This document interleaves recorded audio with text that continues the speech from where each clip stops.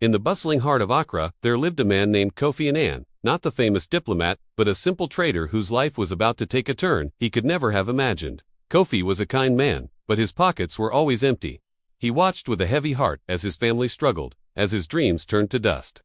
Day after day, he toiled at the Makala market, but his earnings were barely enough to feed his children, let alone give them the life he yearned for them to have. One evening, as a torrential downpour lashed the city, Kofi sought shelter under the awning of a deserted shrine on the outskirts of town. He was cold, hungry, and desperate. As he shivered, an old man with eyes that seemed to hold the wisdom of centuries appeared from the shadows. He wasn't frightening, but he had an aura of immense power. "I have watched you, Kofi," the old man said, his voice a low rumble, like distant thunder. "I see the goodness in your heart and the despair in your soul. I can give you wealth beyond your wildest dreams. You will never want for anything again." Kofi's eyes widened. "What must I do?" he asked, his voice barely a whisper. The old man smiled, a thin, knowing smile. "The pact is simple. I will grant you a Midas touch, but in reverse, any person to whom you personally give money, from your own hand to theirs, will meet an untimely end within a day. The wealth is yours to enjoy, but its direct transfer from you is a curse." Desperation is a powerful motivator. Thinking of his children's hungry faces, Kofi ignored the chilling premonition in his gut. "I accept," he declared. The old man nodded, and with a gust of wind that extinguished Kofi's small lantern, he was gone. The next morning, Kofi woke up in his small room to find a large, ornate chest at the foot of his bed. He opened it, and his breath caught in his throat. It was filled to the brim with gold coins, gleaming and shimmering in the morning light. He was rich. He immediately rushed out and bought the finest fabrics, the most delicious foods, and toys for his children. He paid for everything with the gold, but he was careful. He would place the coins on the counter, never directly into a vendor's hand. He would leave money on a table for his wife to find, never giving it to her himself. For a while, it worked. His family's life was transformed. They moved into a grand house, his children went to the best schools, and his wife wore the most beautiful clothes. Kofi was a king in his own home, but the world outside his gilded cage was a different story. One afternoon, a childhood friend, Iko, who had fallen on hard times, came to him begging for help. Iko's daughter was terribly sick, and he needed money for medicine. Seeing the anguish in his friend's eyes, Kofi forgot the pact for a single, fatal moment. His heart ached for his friend. He reached into his pocket, pulled out a handful of gold coins, and pressed them into Iko's palm. "Take this, my friend. See to your daughter," Kofi said with genuine compassion. Iko was overjoyed, thanking Kofi profusely before rushing off. A cold dread immediately washed over Kofi. What had he done? He tried to convince himself it was just a bad dream, a silly superstition. But the next morning, the news spread through the community like wildfire. Iko had been tragically killed in a freak accident, run over by a carriage on his way home from the apothecary.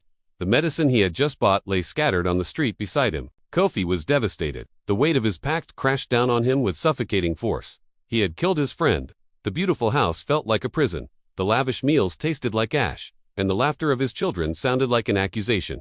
He became a recluse, haunted by Iko's face. He saw him in his dreams. His eyes filled not with gratitude, but with sorrow. He tried to be clever.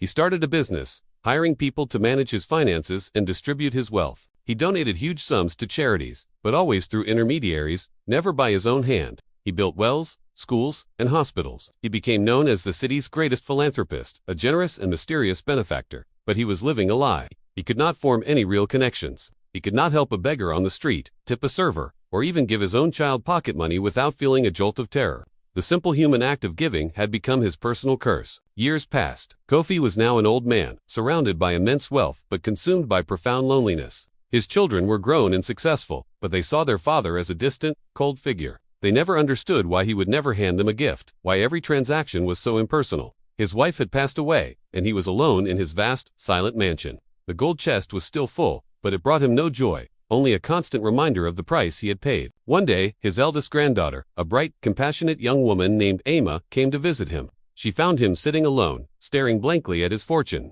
"Grandfather," she said softly, "you have given us everything, yet you seem so sad. What troubles you?" Tears welled up in Kofi's eyes. He could not bear the secret any longer. He told her everything: the pact at the shrine, the curse, the death of his friend Iko, the years of gilded isolation. Ama listened patiently, her heart breaking for the lonely old man before her. When he finished, she didn't recoil in horror. Instead, she took his trembling hand.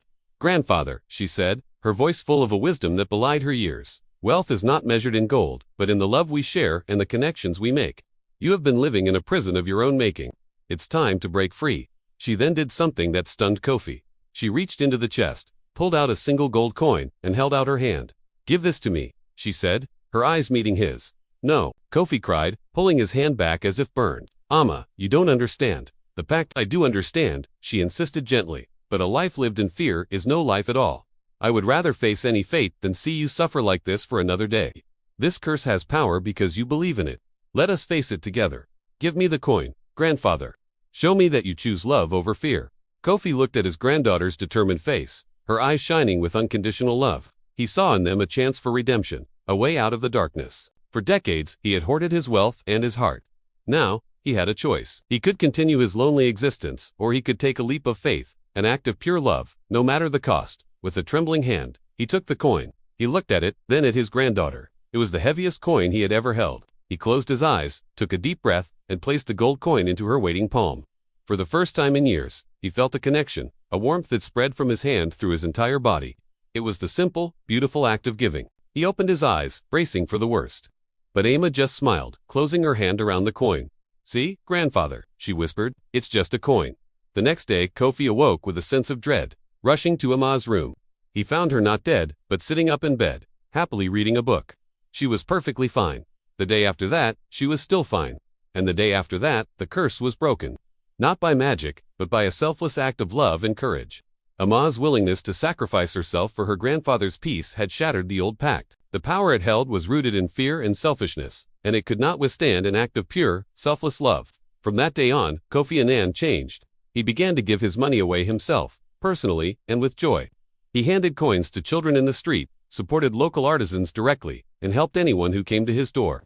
Each act of giving was a celebration of his newfound freedom. His wealth, once a source of misery, became a true blessing, not just for him, but for everyone he could share it with. He learned that the greatest treasure in the world wasn't the gold in his chest, but the love in his heart and the joy of sharing it. Thanks for watching. If this story touched you, please like, share, and subscribe for more tales from around the world. We'll see you in the next video.